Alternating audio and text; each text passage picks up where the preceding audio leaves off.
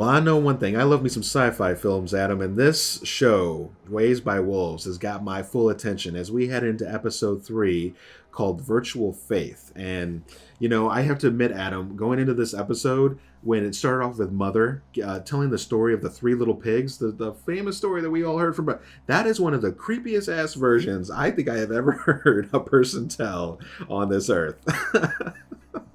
Well, what a way to get introduced to fairy tales too, right? Because you hear hunters say like we're not allowed to hear stories that aren't in the scripture, so they get their first introduction to a story that's not scripture based. And like you said, she's like, and I'll huff and I'll puff, and like it's just, I mean, now mind you, the kids weren't hearing the eerie ass music in the background and everything else that we're getting, but I'm telling you what, it was pretty much there nonetheless. So everybody, welcome back to the show as we're going to talk Raised by Wolves, episode 3, get into some of the granular details and things that you may have missed, because there was a lot of detail in this show, and it's very thought-provoking, as Adam and I are finding.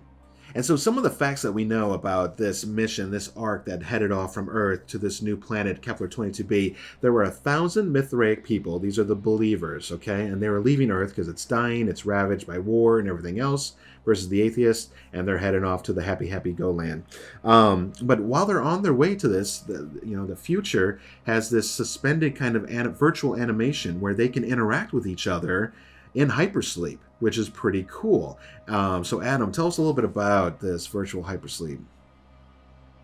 Yeah, so like you said, everybody's in, I guess, some kind of frozen stasis or something like that. Mm-hmm.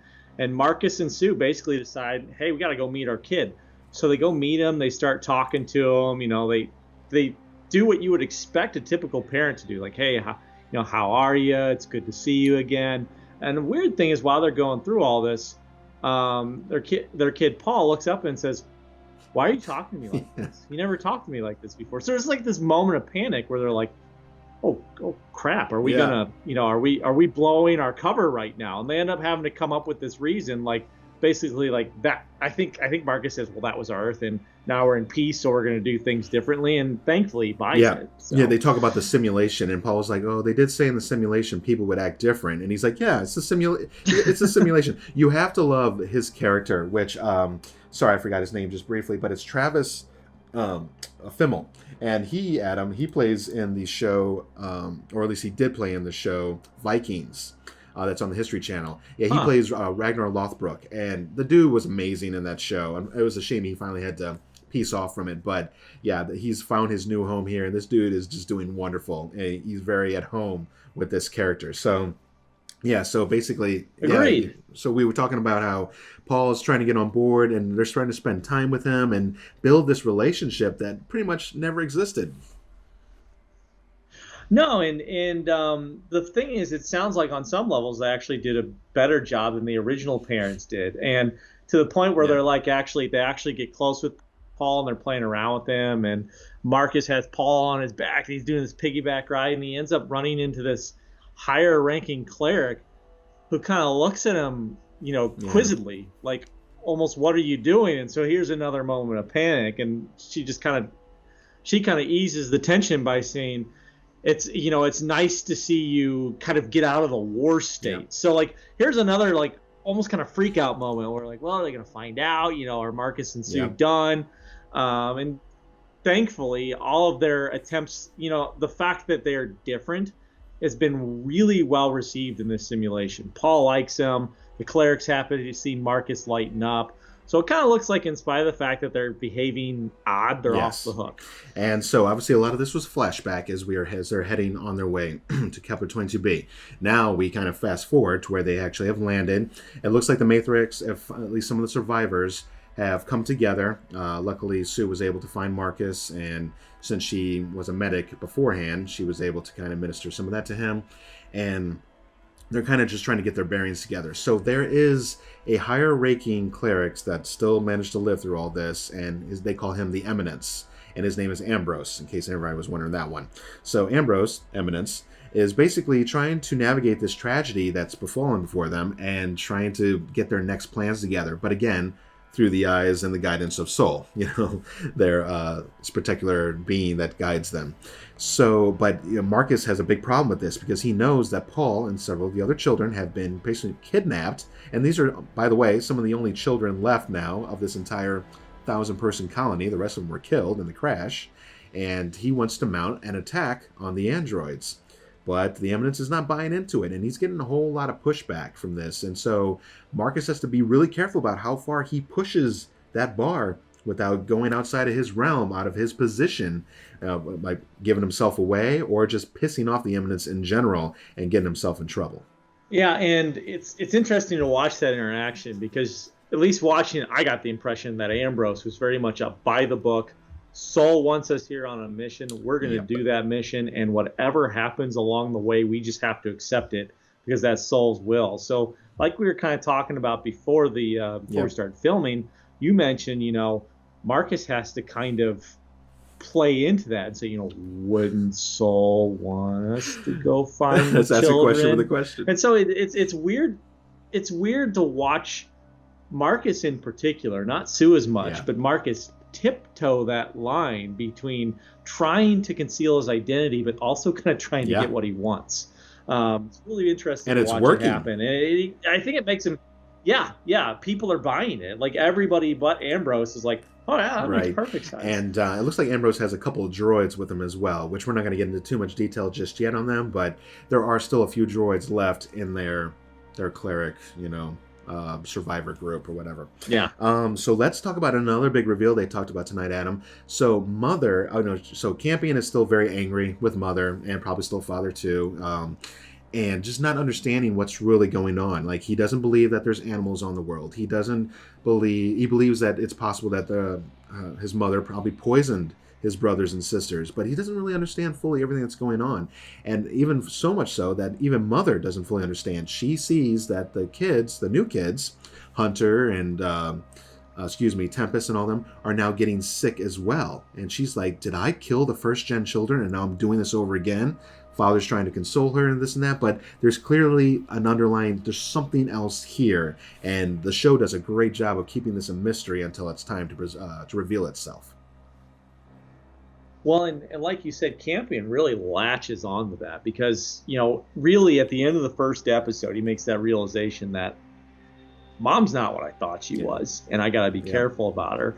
And then he's kind of doing this whole kind of preteen, like, I'm still learning who I am. I got to make my mistakes so I can figure out the kind of adult I want to be. Yeah.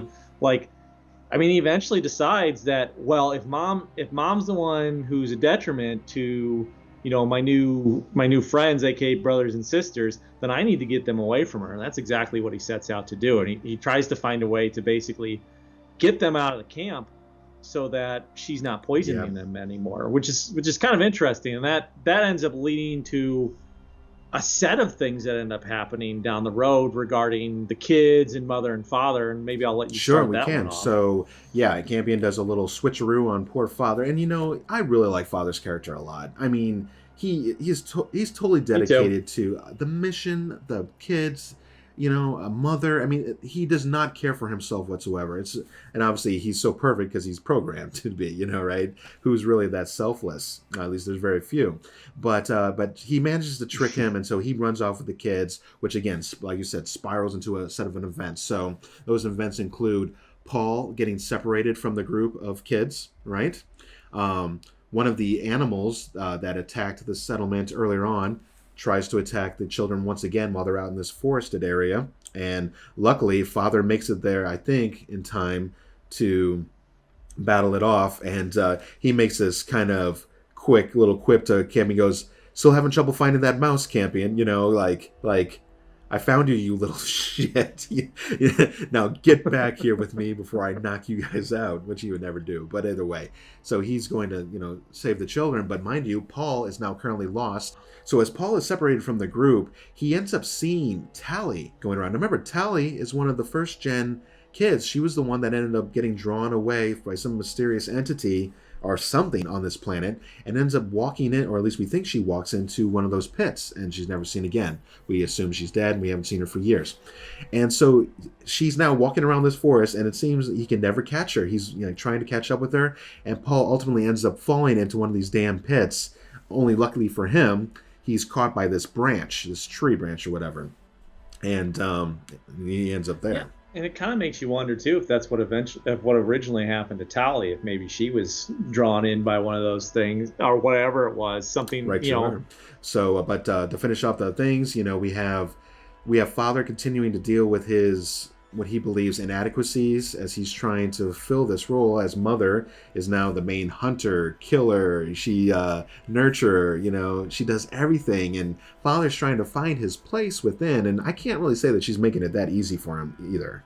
Well, I think the thing is, Mother on probably some level is maybe still a little frustrated with Father from his decision in the first episode to get the Mithraics there, and I think she's really starting to learn that they have very different approaches to how they want to raise the children, and I think she's struggling to figure out how to deal with that. So I think on one level, there's definitely this sense of, burn me once, shame on you, burn me twice, shame on me kind of thing. She's really trying to feel them out and see if are they actually still on the same side or not. So last couple things let's talk about. Let's talk about one, the food, and was Mother the actual reason that the Gen 1s died? And we find out she's not. As Father is loading these carbos that they've been eating, apparently these landers actually can be fueled by vegetation, which is pretty super cool, I must admit. I guess GM and some of the other companies better start getting on that one.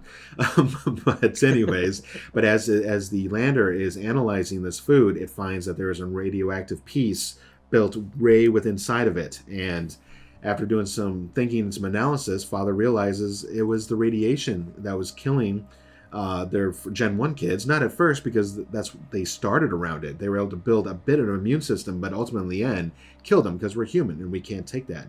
As opposed to the new kids that have moved in, Hunter and Tempest and all them, they were in a completely sterile zone with probably no infections, diseases, radiation especially, and now they're feeling the major effects of it all. So now they know they have to stay away from that, but now it poses another problem. They need to find another food source to try and feed the kids.